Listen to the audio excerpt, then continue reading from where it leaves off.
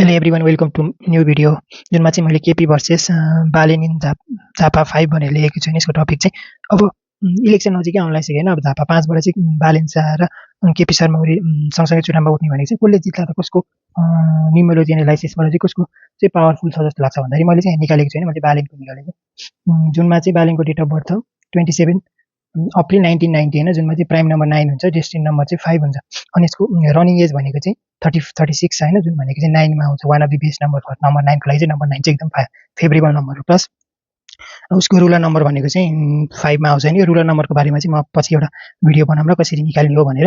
अब हेरौँ, इलेक्सन छ 5 को दिनमा होइन। इलेक्सन सुरु हुन्छ 5 मा, 5 डेट 5 छ, तारिक चाहिँ 5 तारिकमा सुरु हुन्छ। प्लस अनि बालेन शाहको लागि 3, 6, 9 र 5 चाहिँ वान अफ द बेस्ट नम्बरहरू चाहिँ 3, 6, 9 र 5 चाहिँ उसको लागि धेरै नै फेभरेबल नम्बर हो होइन। प्लस यो झापाको टोटल झापा 5 लाई टोटल गर्नु भने चाहिँ 3 मा आउँछ होइन, त्यही पनि उसको फेरि उसको फेभरेबल नम्बरमा आइपुग्यो होइन। 3, 6, 9 मैले जुन भने 3, 6, 9 चाहिँ बालेनको लागि सबभन्दा फेभरेबल नम्बर, प्लस 5 पनि फेभरेबल नम्बर हुन्छ होइन। प्लस झापाको टोटल गरेर आयो भने झापा 5 लाई चाहिँ टोटल गर्नु भने चाहिँ 21 मा आउँछ होइन। प्लस 5, 5 मात्र गर्नु भयो नि, जब झापाको 5 मात्र गर्नु भयो भने 5 मा आउँछ। प्लस झापालाई मात्र गर्नु भने चाहिँ 16 को 7 मा आउँछ होइन। त्यो चाहिँ न्युट्रल खाले नम्बर हुन्छ होइन। अब मैले यो मात्र हेरेर चाहिँ भनेको होइन कि बालेनले जित्छ भनेर। प्लस यसमा चाहिँ अर्को पनि एउटा इन्ट्रेस्टिङ टपिक छ कि, जुन भनेको 1990 भनेको चाहिँ चाइनिज जोडियाकबाट हेर्दाखेरि हर्सको मानिन्छ होइन।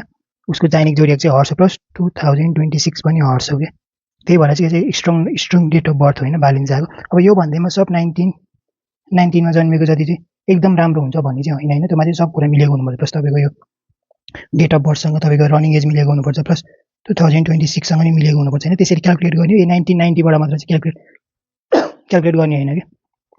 धेरै कुरा हेर्दाखेरि चाहिँ बालेनले जित्छन्। अब मैले केपी शर्मा ओलीले नजित्नुको कारण भनेको चाहिँ यो चाहिँ भयो केपी शर्मा ओलीको डेट अफ बर्थ होइन, जुनमा चाहिँ यहाँ देख्न सक्नुहुन्छ फेब्रुअरी 22 1952 छ होइन। जुनमा चाहिँ एजमा चाहिँ यहाँ देख्न सक्नुहुन्छ उहाँको एज चाहिँ अहिले 74 मा रनिङ भएको मानिन्छ क्या हामीले। 74 हो कि 74 भनेको चाहिँ 2 मा आउँछ, तर फेब्रुअरी पछि चुनाव हुन्छ नि त, फेब्रुअरी 22 पछि। त्यसपछि चाहिँ उहाँको डेट अफ बर्थ चाहिँ फेब्रुअरी 22 पछि चेन्ज भएर चाहिँ उहाँको डेट अफ बर्थ चाहिँ 75 मा आउँछ। 7, 5, 12 भनेको चाहिँ 3 होइन। न्युमेरोलोजीमा चाहिँ 3 र 4 चाहिँ त्यति राम्रो मानिँदैन क्या, त्यस्तो धेरै राम्रो नम्बर चाहिँ मानिँदैन कि। त्यही भएर चाहिँ मलाई जहाँसम्म लाग्छ डेट अफ बर्थ हेर्दाखेरि झापा 5 मा चाहिँ यदि बालेन शाह उठ्यो भने चाहिँ उसको जित्ने चान्स एकदम धेरै होइन। तर योमा अर्को कुरा के हुन्छ भन्दाखेरि यो डेट अफ बर्थ चाहिँ गुगलबाट निकालेको भने त अब कतिको करेक्ट छ भने चाहिँ त्योमा भर पर्छ होइन, किनकि डेट अफ बर्थ बिग्रियो भने चाहिँ न्युमेरोलोजी प्रेडिक्सन पनि सबै बिग्रिने हुन्छ। त्यही भएर thank you so much for watching this video.